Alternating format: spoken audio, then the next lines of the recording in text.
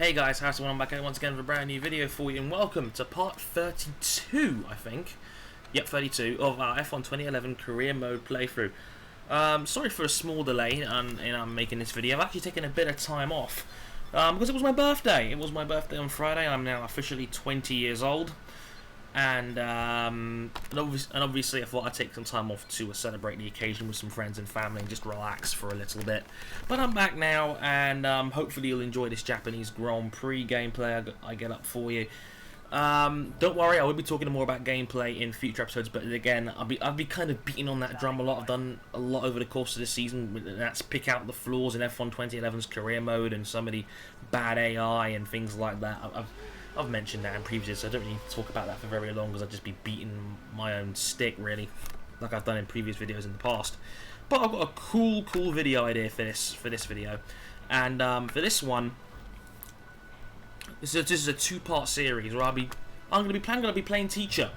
I'm going to be giving out my Formula 1 2012 season midterm grades, where I'll be looking at every major driver in the championship race so far and breaking down their seasons and awarding grades like a teacher would in America, besides giving tons of medication out, but that's for another story for another day. But anyway, let's start right from the top. Our current World Championship leader, Fernando Alonso, currently leading the World Championship with 164 points. I have to give him an A+. He's the only man to score points at every race of the season so far.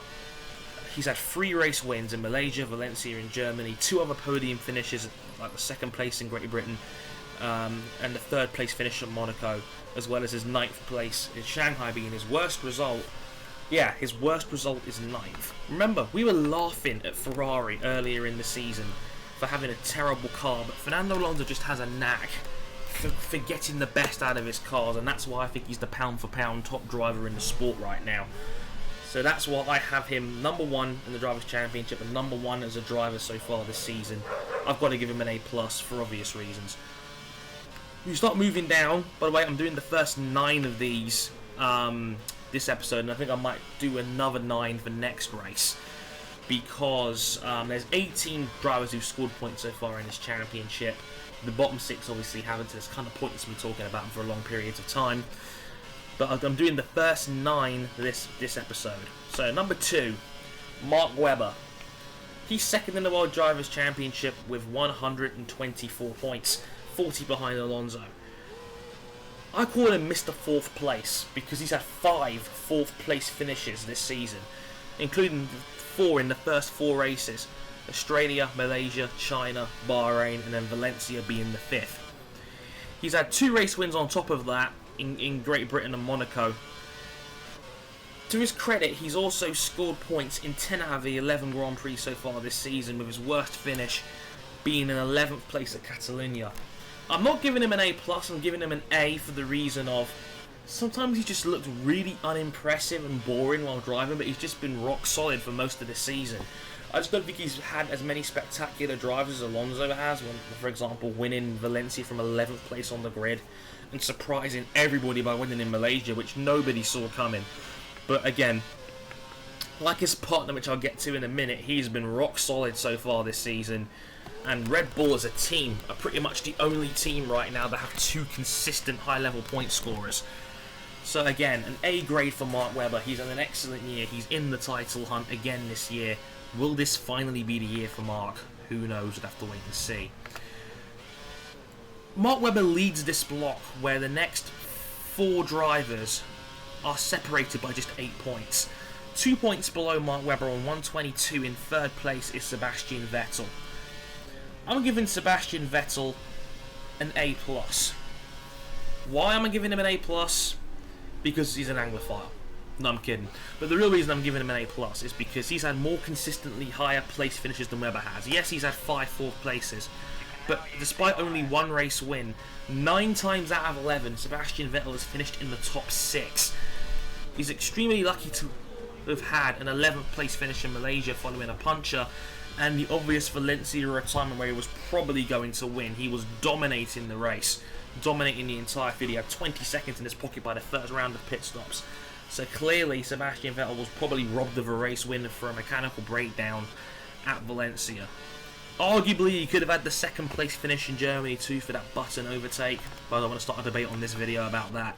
But clearly Sebastian Vettel has had even more consistency than Mark Webber has, and if it wasn't for things being a little bit unlucky for him, he would be right up there in my opinion with Fernando Alonso on points. So I'm giving him the A+ grade because I think he's been near perfect this season given the Red Bull car and the development this season and what they've expected of him. Again, you can never count out Sebastian Vettel. Nobody saw his first world title win coming, so you got to watch out for him. And you know, obviously, coming off the summer break, who knows what could happen. But I'm giving Sebastian Vettel an A+ because he himself in the car has been as good as probably he could have been, given the circumstances, situation he's been in. 5 points below Sebastian Vettel in 4th place in the World Championship with 117 points is everyone's favourite commentary guy, Lewis Hamilton.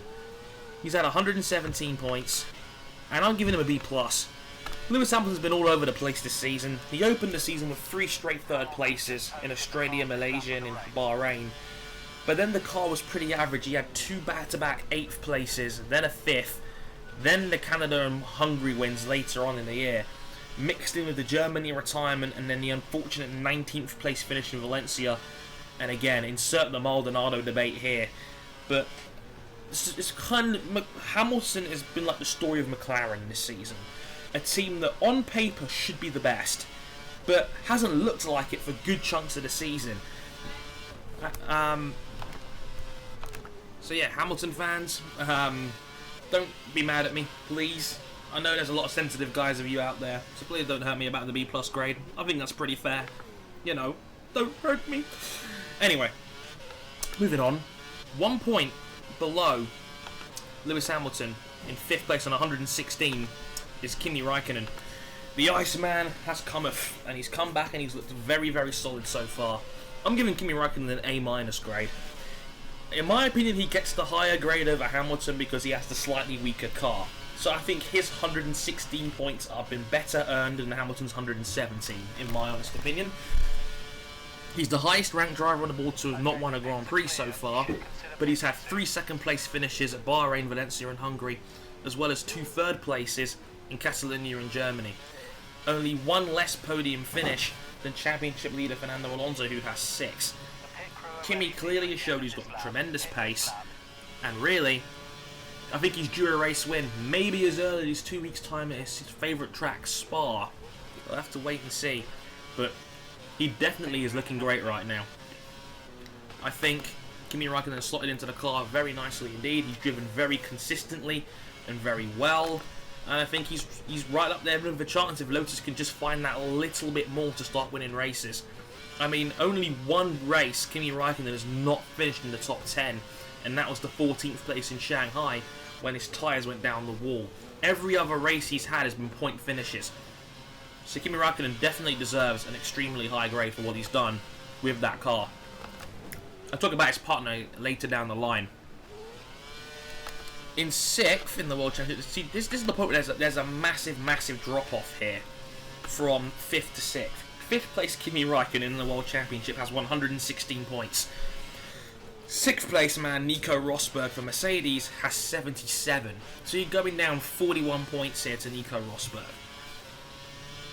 I'm not sure what to grade Nico Rosberg, to be honest with you, because he's been another guy that's been very inconsistent so far this season. He's had 77 points. He's apparently, according to the World Championship, the best of the rest. He had the outstanding victory in Shanghai, arguably the most dominant race win of the season so far. But besides that and his 2nd place finish at Monaco, there's not a massive amount to report when it comes to Nico Rosberg. Mercedes, in general, like last year, have failed to show any significant improvement on last year, when everybody else was saying they were meant to be the car that was meant to be challenging for race wins next year, and showing the biggest amount of improvement to knock on the door of the top 3. Still, to his credit, he's had 8 point finishes out of 11 races this season. The problem is those point finishes haven't been that magnificent. I mean, those other finishes have been no higher than 5th. There's been a 5th, 2 6th, a 7th, and then 2 10th places to go with a 12th, a 13th, and a 15th this season. So, generally speaking, Nico Rosberg's been unspectacular this year, hence I'm giving him a C grade. Average, just down the middle. The 2 podium finishes do help, But besides that, there's not too much going on here.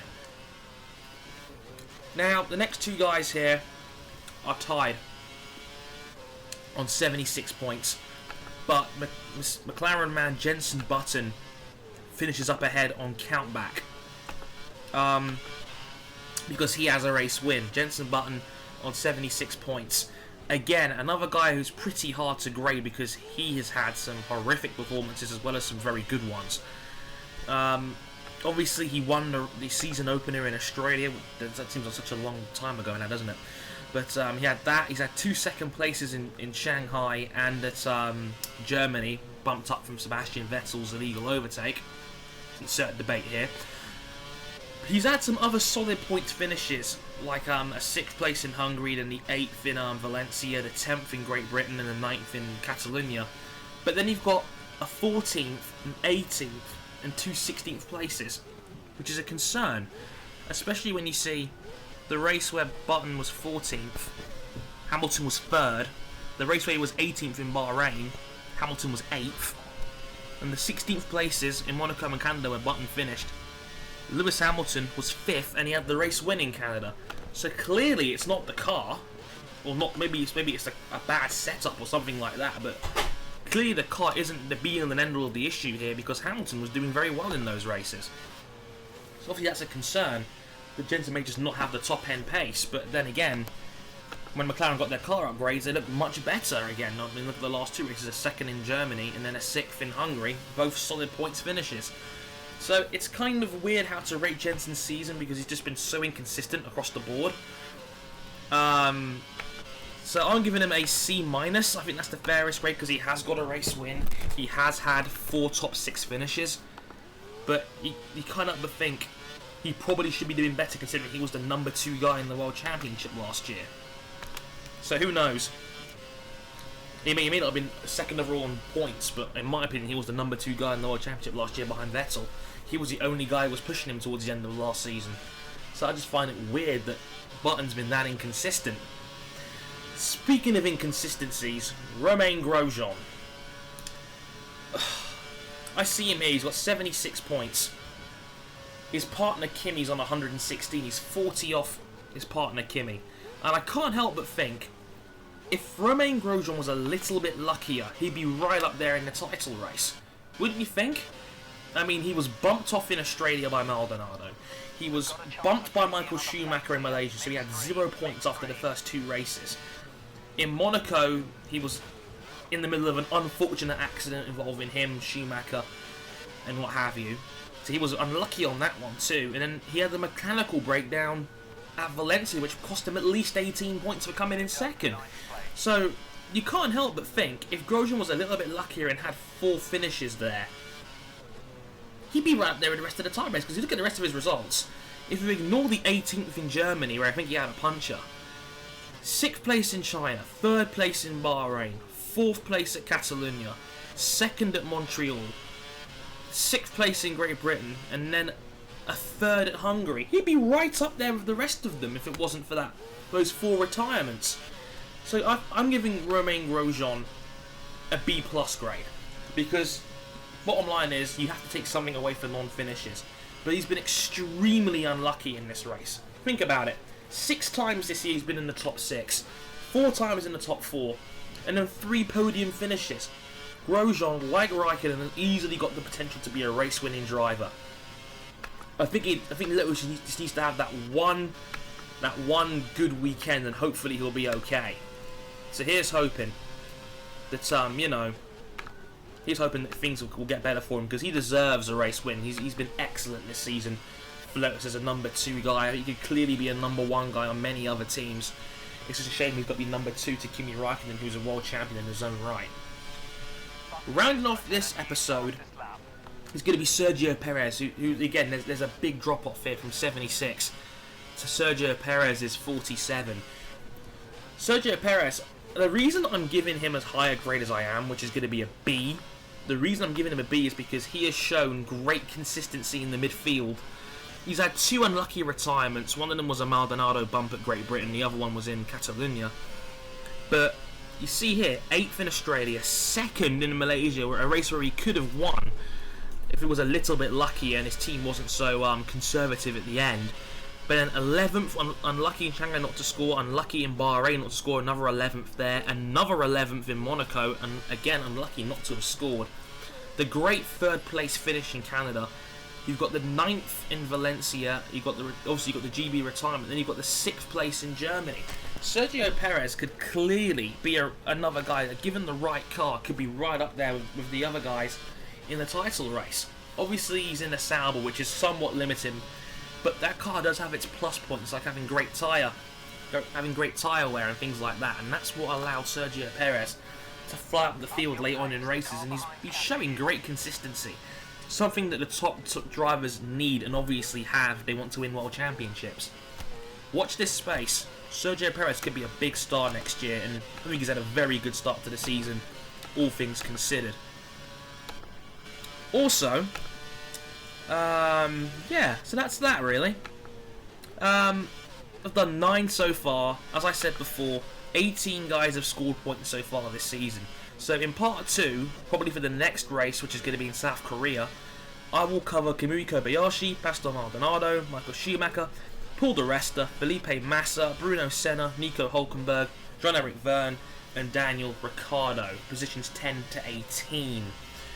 I like to get some debate going, so those grades, again, one more time if you want to hear them. Fernando Alonso, A+, Mark Webber, A, Sebastian Vettel, A+, Lewis Hamilton, B+, Kimi Raikonnen, A-, Nico Rosberg, C, Jenson Button, C-, and Romain Grosjean, B+, and Sergio Perez, B. If you disagree with any of those grades, comment below and tell me why. I'd love to hear what you guys say on these things, because I know I can always rely on you guys for some awesome debate. Until then, I'll leave you to enjoy the last parts of this Japanese Grand Prix, and I will catch you guys next time. I've been Harrison101. Thank you very much for watching. Like, comment, favourite and subscribe, and I'll catch you all next time. Sayonara.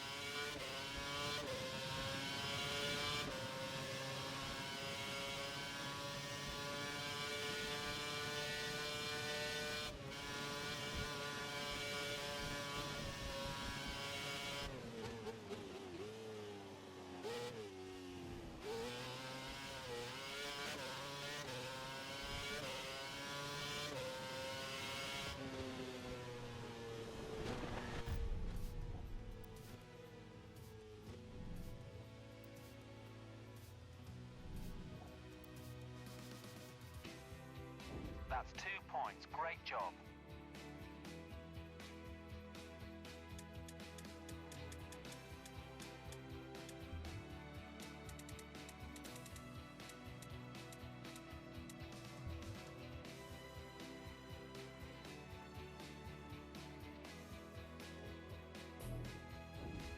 You're still first in the Drivers' Championship.